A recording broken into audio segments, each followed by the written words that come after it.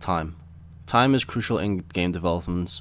If you are working alone or in a team, you will always be setting a time frame on when you are wanting your game to be ready for a stable build and ready for release.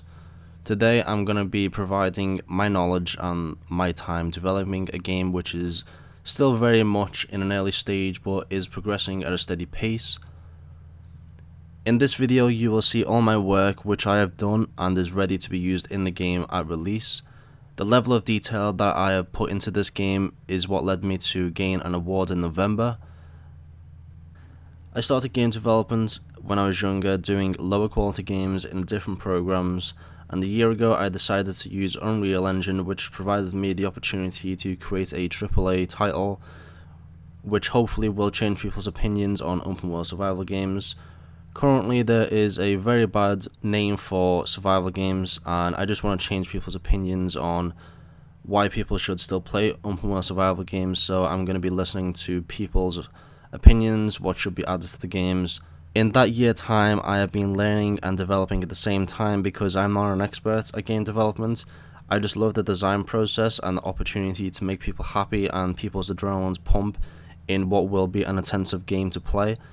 This is a slideshow of some of the images that I've been rendering out from the game. This is all in-game footage, so none of it's made to look better than the actual in-game itself. This image is a small league that I first got recognized from, of which I also won an award from as well in November, and I received a £1,000 prize which will help me with the development because it's a lot powerful piece of hardware, and it'll just help me create the game a lot faster instead of working on lower end hardware which will take longer. The image took me about 2 days and I really still could improve on it. It was just a competition which there was a small deadline on, so I just worked as fast as I could, and in 2 days I managed to get an award from it because of the people who run the competition actually really like my work and they've decided to work with me to help improve the performance and development of it as well.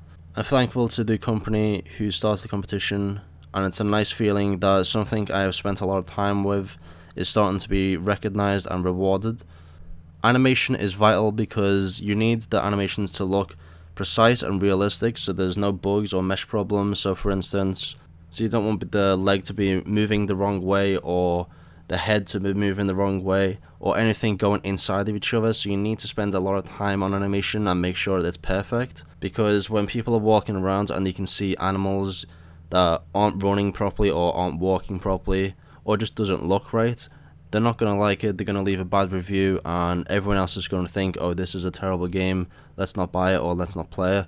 So you really need to spend a lot of time on animation, and it's also a very high paid job because of the amount of time that it actually takes to animate properly.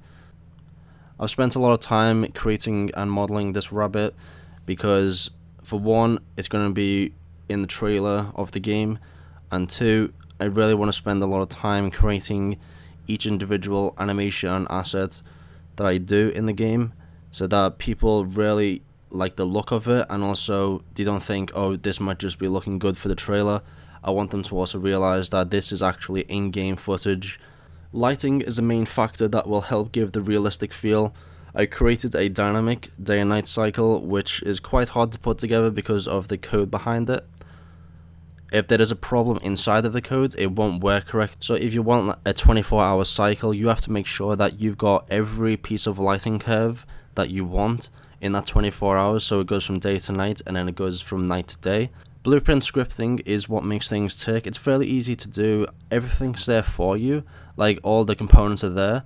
You just need to know how to link them all together and add things in. So if you want to make a texture, you just want to drag a layer blend component and then just add all the textures to it. It sounds simple, but the amount of code that actually goes behind the landscape is a lot of effort, and it takes a lot of time to actually get the geometry points and obviously the scaling right. You don't want a 512 by 512 texture on a 4-kilometer map, because the image is actually just going to look scratched. So you want to get a 4K texture, place it on the landscape, do the tiling right so that you're able to get a high level of detail landscape.